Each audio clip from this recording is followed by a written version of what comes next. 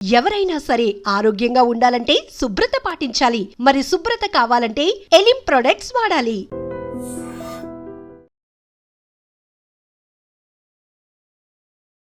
విశాఖ జిల్లాలో దారుణమైన ఘటన. రామా టాకీస్లో ఉన్న సీ ట్రీ హోటల్లో రూమ్ నెంబర్ 313లో ఒక మృతదేహం తీవ్ర కలకలం రేపింది. అయితే ఆ మృతదేహం బీటెక్ చేస్తున్నటువంటి ఒక యువకుడిది, కౌశిక్ తమ్మినేని. ఆ యువకుడి వయసు 23 ఏళ్ళు. బీటెక్ పూర్తి చేసినప్పటికీ కూడా, అంటే బీటెక్లో కొన్ని బ్యాక్లాగ్స్ ఉన్నాయి, అలాగనే తనకి అనుకున్నట్టుగా జాబ్ రాలేదు అనే ఒక తీవ్రమైన ఒత్తిడి, స్ట్రెస్లో ఉన్నటువంటి ఆ యువకుడు ఫ్యామిలీకి నేను ఫ్రెండ్స్తో కాస్త రిలాక్స్ అయ్యి వస్తాను అని చెప్పి ఈ హోటల్లో ఈ నెల 10వ తేదీన చెక్ ఇన్ అయ్యాడు. అక్కడి నుంచి 10వ తేదీ నుంచి కంటిన్యూస్గా అదే హోటల్ రూమ్లో అబ్బాయి స్టే చేస్తున్నాడు. అయితే నిన్న ఫ్రెండ్స్, ఫ్యామిలీ మెంబర్స్ ఉదయం నుంచి కాల్స్ చేస్తున్నా కూడా కౌశిక్ ఫోన్ లిఫ్ట్ చేయట్లేదు అనేటటువంటి ఒక భయంతో ఫ్రెండ్స్కి అప్రోచ్ అయ్యారు పేరెంట్స్. ఆ తర్వాత ఫ్రెండ్స్ కూడా ఆ హోటల్కి వెళ్ళి, మా ఫ్రెండ్ ఫోన్ లిఫ్ట్ చేయట్లేదు, ఆ రూమ్కి మమ్మల్ని పంపండి అంటే, అయ్యా ఈ వేలో మేమైతే పంపించలేం, మీరు ఏదైనా ఒకవేళ డౌట్ అయితే కనుక పోలీసుల్ని అప్రోచ్ అవ్వండి, వాళ్ళ ద్వారా మేము చేస్తాము, ఈలోపు మేము కూడా చెక్ చేస్తామని ఆ హోటల్ సిబ్బంది చెప్పడం జరిగింది. అయితే ఇమీడియట్గా 3 టౌన్ పోలీసులు స్నేహితులు ఎవరైతే ఇచ్చినటువంటి కంప్లైంట్ బేస్ చేసుకుని సీ ట్రీ హోటల్లో ఈ అబ్బాయి 313 రూమ్లో స్టే చేస్తున్నటువంటి రూమ్కి వెళ్ళి ఆ డోర్స్ లాక్ చేస్తే ఎంతకీ తీయకపోయేటప్పటికీ ఒక్కసారిగా లోపల పగలగొట్టి లోపలికి వెళ్ళి చూసేటప్పటికి ఆ అబ్బాయి చనిపోయి ఉన్నాడు. అయితే పాయిజన్ తీసుకున్నాడు అని పోలీసులు ప్రాథమికంగా అయితే ఒక నిర్ధారణకు వచ్చారు. అక్కడ ఒక సూసైడ్ నోట్ కూడా పోలీసులు గుర్తించడం జరిగింది. అందులో తన పెయిన్, తన స్ట్రెస్ ఏంటి, తను ఎందుకు ఆత్మహత్య చేసుకోవాలి అనుకుంటున్నాడు, ఇవన్నీ కూడా కారణాలు రాస్తూ చెప్పాడు. సో అయితే ఈ ఫ్యామిలీ, ఈ తమ్మినేని కౌశిక్ కుటుంబం విశాఖపట్నంలోనే ఉంటుంది. గత 10 రోజుల క్రితమే వాళ్ళు కాకినాడకు షిఫ్ట్ అవ్వడం జరిగింది. అయితే కొద్ది రోజుల పాటు ఫ్రెండ్స్తో నేను ఇక్కడ స్టే చేసి వచ్చేస్తాను అని ఆ పేరెంట్స్కి చెప్పడంతో వాళ్ళు కాకినాడ వెళ్ళిపోయారు. కానీ ఈ అబ్బాయి ఈ హోటల్లో మాత్రం 10 రోజులుగా తను స్టే చేస్తున్నాడు. ఎందుకంటే హోటల్ మేనేజ్మెంట్ రిసెప్షన్లో ఉన్నటువంటి చెక్ ఇన్ డీటెయిల్స్ చూస్తే కనుక ఈ నెల 10వ తేదీన మధ్యాహ్నం 1:40 ప్రాంతంలో అబ్బాయి రూమ్ తీసుకోవడం జరిగింది. అయితే ఈ రోజుకి 9 రోజులు గడుస్తోంది. నిన్నటి నుంచి కూడా కంటిన్యూస్గా ఫ్యామిలీ మెంబర్స్ కానీ ఫ్రెండ్స్ కానీ ఫోన్ చేస్తున్న అబ్బాయి లిఫ్ట్ చేయటం లేదు. ఒక్కసారిగా వాళ్ళకి డౌట్ రావడంతో పోలీసులకు కంప్లైంట్ ఇస్తే పోలీసులు వెళ్ళి చూసేటప్పటికి అబ్బాయి అప్పటికే చనిపోయి ఉన్నాడు, పాయిజన్ తీసుకున్నట్టుగా కూడా పోలీసులు నిర్ధారించారు. ఏది ఏమైనా చాలా బాధాకరమైన విషయం. ఇప్పటికే తనకి జాబ్ రాకపోతే ఇంకొకటి ఏదైనా ట్రై చేయాలి. ప్రతి ఒక్కరికి జాబ్ రాలేదనే ఒక కారణంతో అర్ధాంతరంగా బలవన్మరణానికి పాల్పడాలి అనుకుంటే ఇంక ప్రపంచంలో ఎవరు మిగలరేమో. ఈ మధ్య కాలంలో ఇంత చదువులు చదువుకొని కూడా ఎందుకు అసలు సొసైటీలో ఉన్నటువంటి పరిస్థితుల్ని అంచనా వేయలేకపోతున్నారు? ఈ ఒకటి ఫెయిల్ అయితే ఇంకొకటి సక్సెస్ వైపు వెళ్ళటానికి ఎందుకు ఇంకొక స్టెప్ తీసుకోలేకపోతున్నారు?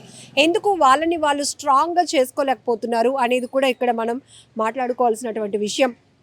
ఒక్కసారి ఇలా బలవన్మరణానికి పాల్పడే ముందు నేను లేకపోతే నా పేరెంట్స్ ఏమైపోతారు, నా తమ్ముడు ఏమైపోతాడు అని అబ్బాయి ఆలోచన చేసుంటే కూడా చాలా బాగుండు. కానీ చుట్టూ ఫ్రెండ్స్ కూడా ఉన్నారు, వాళ్ళు కూడా ధైర్యం చెప్తారు, ఇది కాకపోతే ఇంకొకటి ట్రై చేయరా, అక్కడ సక్సెస్ అవుతామేమో, మంచి జాబ్ వస్తుందేమో అని.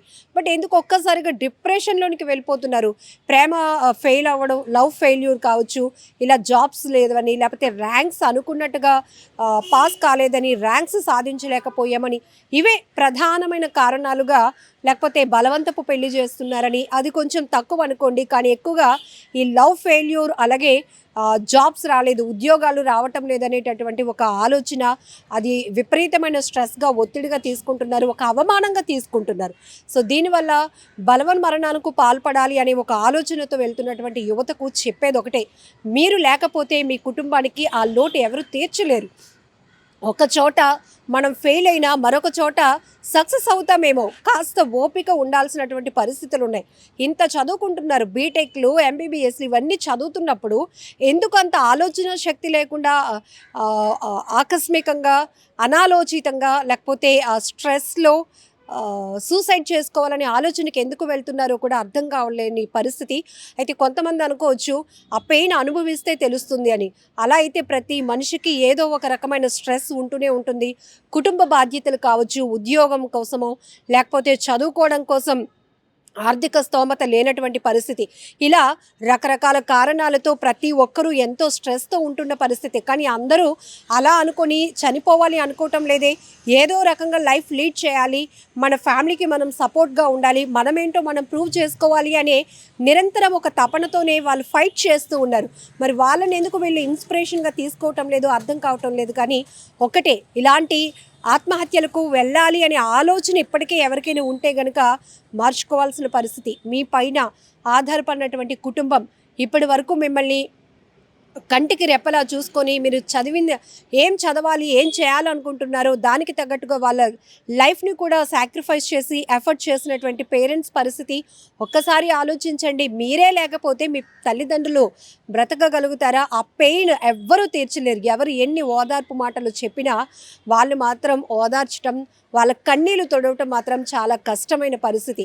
ఇలాంటి బలవన్మరణాలకు పాల్పడకుండా ఉండాలని మేము కూడా కోరుకుంటున్నాం. ఖచ్చితంగా యువతలో ఒక మార్పు రావాలి. ప్రతిదీ పట్టుదలతో సాధించి ఎన్నో సక్సెస్ స్టోరీలు మనం చూస్తూ ఉంటాం. ప్రతి ఒక్కరూ ఫస్ట్ అటెంప్ట్లోనే విజయం సాధించే వైపు, లేకపోతే లైఫ్ సక్సెస్ఫుల్గా లీడ్ చేసిన వాళ్ళు చాలా తక్కువ మంది. ఎన్నో స్ట్రగుల్స్ ఫేస్ చేసి ఎన్నో స్టెప్స్ ఎక్కుతూ వాళ్ళు ఎదుర్కొంటున్న ఒడిదుడుకులు ఇవన్నీ కూడా చాలా ఓర్పుతో, చాలా పెయిన్ఫుల్గా, అంటే పేషెన్సీతో ముందుకు వెళ్ళిన వాళ్ళు మాత్రమే సక్సెస్ అవుతున్నటువంటి పరిస్థితులు కూడా చాలా ఉంటాయి.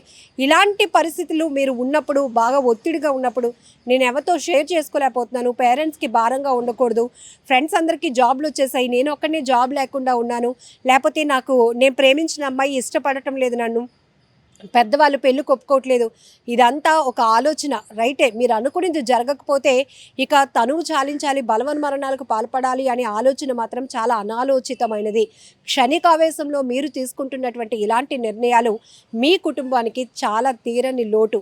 మీకోసం మీ ఫ్రెండ్స్ కూడా అంతే బాధపడుతూ ఉంటారు. మీ తల్లిదండ్రులు ఆ పేరెంట్స్ ఏడుస్తున్నటువంటి రోదన మాత్రం వర్ణనాతీతం అని చెప్పాలి. బిడ్డను కోల్పోయినటువంటి వారిని ఓదార్చడం ఎవరి తరం కావటం లేదు. ఇకపై అయినా ఇలాంటి క్షణికావేశంతో తీసుకునే నిర్ణయాలకు వెళ్లకుండా ఉండాలని మనస్ఫూర్తిగా కోరుకుందాం. And for more videos, Please subscribe to iDream. Please subscribe to iDream. Please subscribe iDream. And please subscribe to iDream. For more videos, subscribe to iDream. please like, share and subscribe to the channel. Congratulations, iDream. Subscribe to iDream. Subscribe to iDream. So subscribe to iDream Media. iDream ki iDream team andarki huge congratulations. Please subscribe iDream Media. Please subscribe to iDream. Subscribe iDream. Please subscribe to iDream. iDream అంటే నా కళల channel subscribe చేసుకున్న నోరు తిరుగుతలేదు, మీరైతే గంట గుర్తు కొట్టండి. For more such videos, please subscribe to iDream.